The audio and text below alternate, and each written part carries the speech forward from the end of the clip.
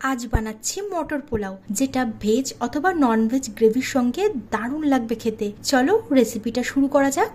প্রথমে 1 কাপ বাসমতি চাল খুব ভালোভাবে ধুয়ে নিয়ে 30 মিনিটের জন্য ভিজিয়ে রেখে দেব। তারপর কড়াতে 2 চামচ ঘি গরম করে এর মধ্যে দেব গোটা গরম মশলা।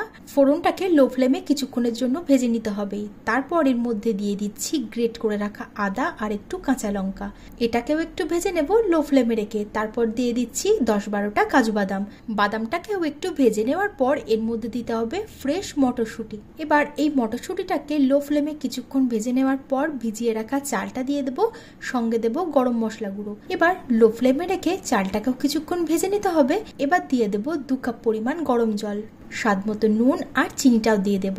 ঢাকনা চাপা দিয়ে লো ফ্লেমে রান্না করে নেব যতক্ষণ না চালটা সিদ্ধ হচ্ছে আর জলটা সম্পূর্ণ শুকিয়ে যাচ্ছে। তাহলেই কিন্তু রেডি হয়ে যাবে আমাদের মটর পোলাও। তোমরা কিন্তু অবশ্যই এই রেসিপিটা বাড়িতে একবার ট্রাই করো।